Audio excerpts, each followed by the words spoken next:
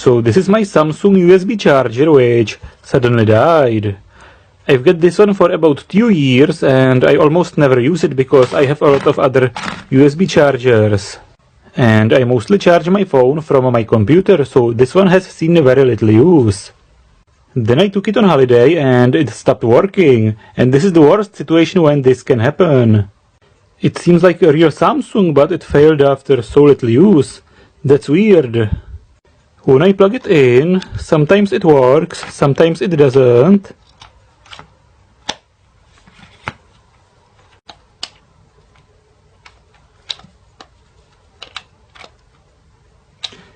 It blinks a little bit. When I smell it, I can smell an electrolyte. Sometimes you can guess the fault just by smelling it, because an electrolytic capacitor has a typical smell of electrolyte, and resistors also have a typical smell when burning, and semiconductors or transistors or chips have a typical smell, and a winding of a transformer or an inductor has a typical smell, and also a burning board has a typical smell, so sometimes you can tell the fault just by smelling it. In this one I can smell an electrolyte leaking out of an electrolytic capacitor. It's a shame this one failed because it really doesn't look fake to me. But now let's take a look inside. How do I open it up? Probably from this side. So let's try to pry this one open.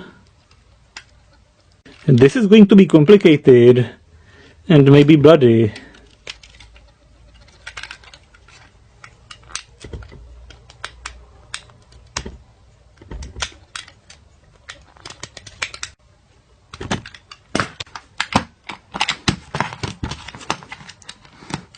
This is really not easy to open.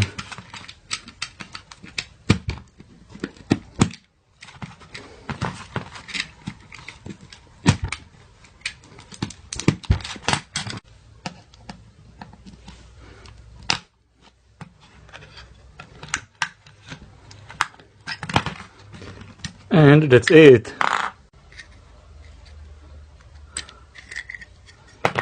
And this is the board with some capacitors, inductor, transistor, transformer. This is probably the secondary capacitor. There are some SMD components, some control chip, bridge rectifier here probably. And this is probably the secondary diode, usually a Schottky diode. This one seems to be a fusible resistor. It's a fuse and an inrush resistor in one package. And this one seems to be the interference inductor. The separation seems to be very good. From here to here. And there is a spark gap, isn't it? And that's interesting. The distance is about 5 millimeters, unlike in the Chinese ones where it is like half a millimeter. This is the control chip if anybody is interested. It seems to be quite well made.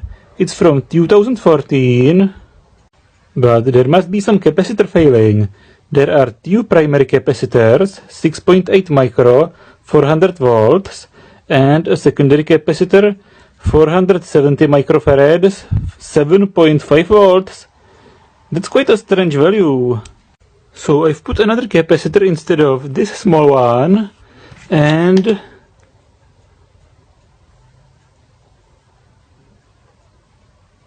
no, it still doesn't work properly. It blinks. So let's try to replace one of the other capacitors.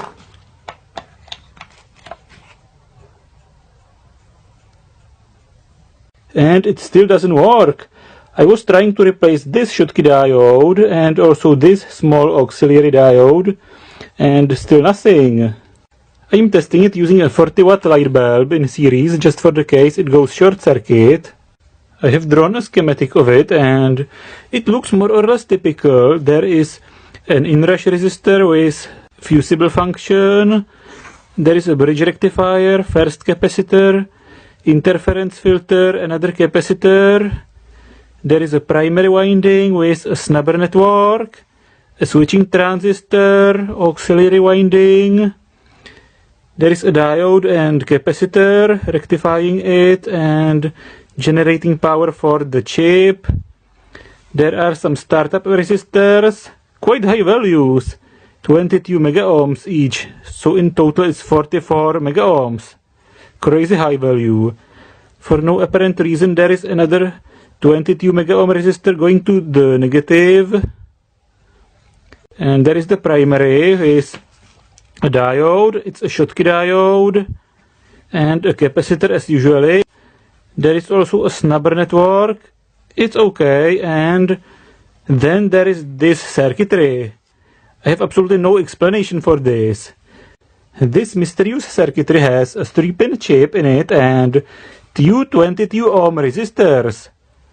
That's weird. I was thinking it's a synchronous rectifier, but it can't be because it has those resistors in series. So what this is? Maybe some intelligent minimum load, but why it's connected here? Weird. There is another oddity. The emitter of the transistor doesn't go to negative, it goes only into the chip. And there is something that looks like a current sensing resistor. It's a very low value, just 1.1 ohms. But it's not connected from here to here. It must be connected just internally in the chip. That's strange.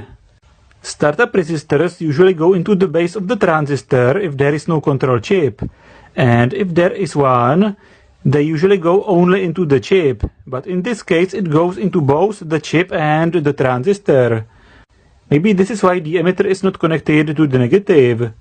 Because otherwise this junction with a very low resistance would pull this voltage down. I was trying to replace this one, this one, this one and this one, and it still doesn't work. The voltage of this capacitor is jumping up and down from about 7 to about 9 volts. So now the power supply finally works.